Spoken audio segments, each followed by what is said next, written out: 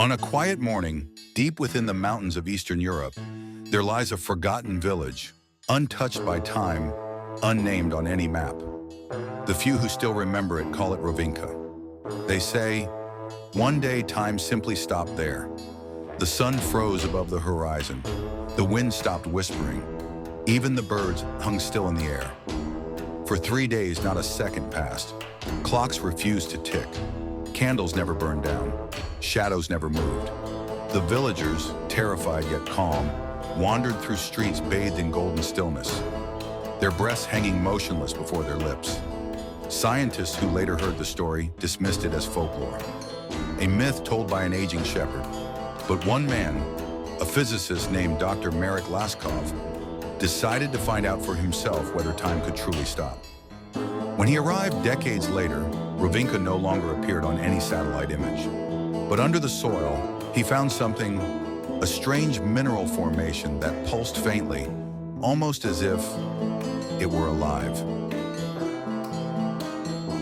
Dr. Laskov collected a sample, placed it in a containment chamber, and began to measure the radiation.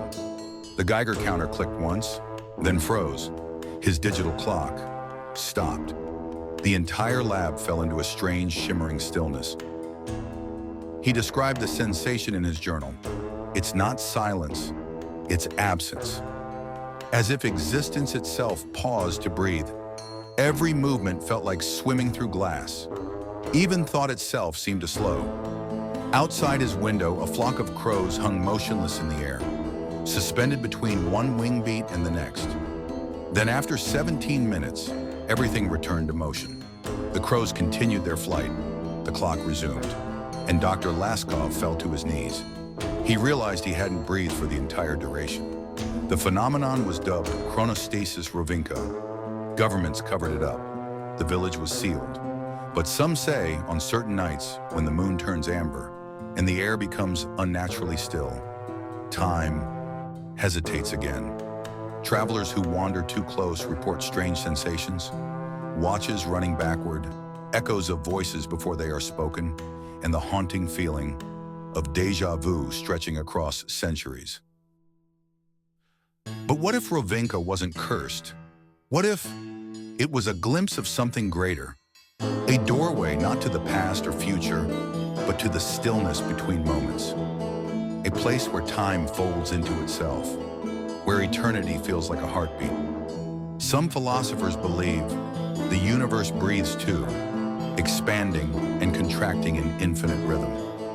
And maybe that day in Rovinka, we simply caught the universe, inhaling.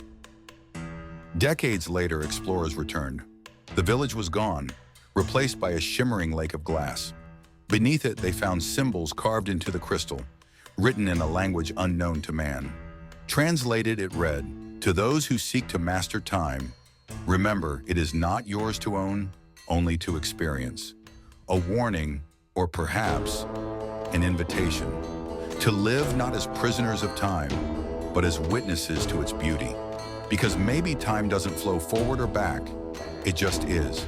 And when it stops, it's not the end of life. It's life, pausing to look at itself. So next time you feel that strange stillness, that pause in the air, the moment before lightning, the instant before a memory returns, maybe it's not just coincidence. Maybe for a fraction of forever, time stopped again. Just long enough for the universe to remember your name.